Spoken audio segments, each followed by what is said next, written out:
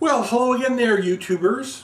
This is Mark Hamilton for The Right Report, and I'm coming right back at you after just having made some commentary on elitism, and the definition thereof. And I just had to come back at you because I was watching a documentary on the Science Channel. Now, at the end of this, I'll make a comment about the Science Channel and the fact that it's pretty ironic.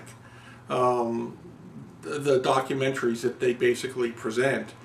But anyway, I just had to laugh because, again, politics and economics and everything else makes such strange bedfellows, and things get so intermixed and intermingled.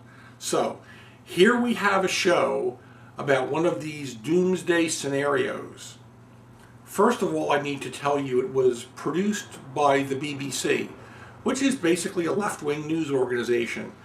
I'm not going to debate that in this video, but I might come back at you later with something else if I really need to prove my point, that the BBC, as well as a lot of mainstream or drive-by media in the US, are totally left-wing. So, this documentary, so-called documentary by the BBC, is entitled, "What if the oil runs out?" Oh my God, I'm just sitting here quaking in my sandals. Anyway, so here's the scenario that they basically put forth. Okay, it is the year 2016, and oil is $80 a barrel.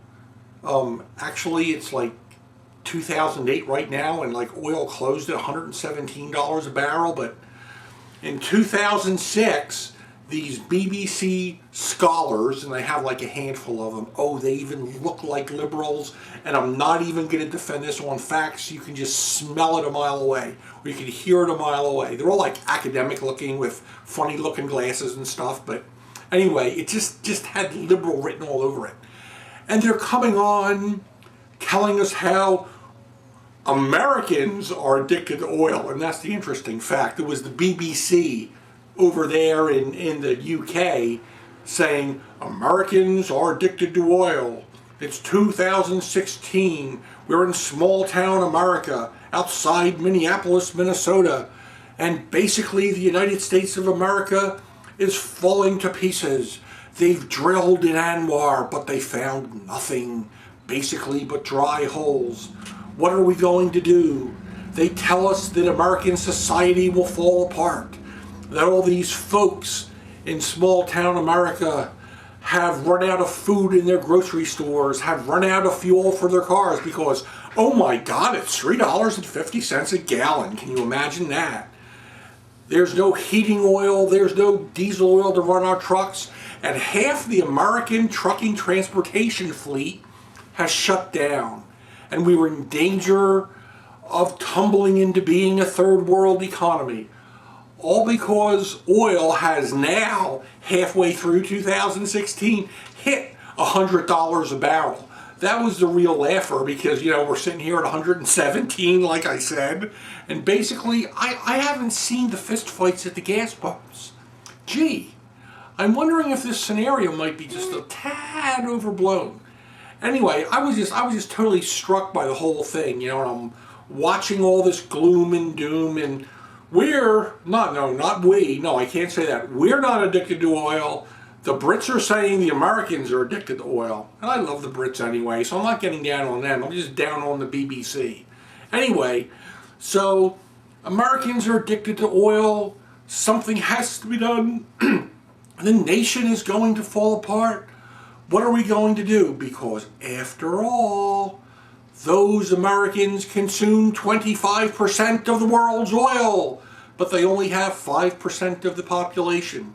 Yes, like good liberals, they measure inputs rather than outputs. And here's an economics lesson for you folks.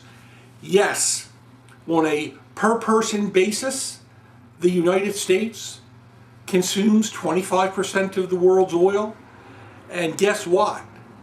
On a total GDP basis, we have 1/3 of the world's output.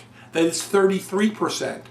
On a per capita basis, we probably produce half of the world's economic output. So basically, this is what you need to know. We use 25% of the world's oil and produce half of the value in terms of goods and services the world consumes. We are not here in the United States of America basically consuming energy willy-nilly, and especially consuming oil just to make our lives better. We are producing things with that energy and with that oil that the world buys. Don't count inputs, count outputs. You will see the world totally differently. So once again, liberal economists or oil analysts miss the whole point. But now here's the real fun part.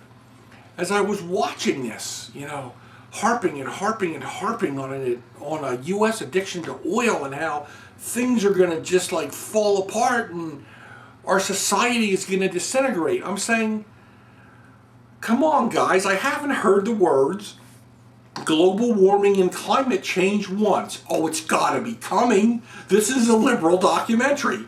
Sure enough, we get this scenario of oil running out, by the way, with no facts and figures, and I'll get back to you on another video about the abundance of oil and the abundance of energy. Actually, the only alternative fuel program that works is more oil wells, but we can talk about that later. Anyway, it's beautiful, like right on cue. At the end of this documentary, the last 2 minutes show the Alaskan wilderness and the deer and the caribou dancing around and enjoying themselves. And then comes the global warming, climate change diatribe.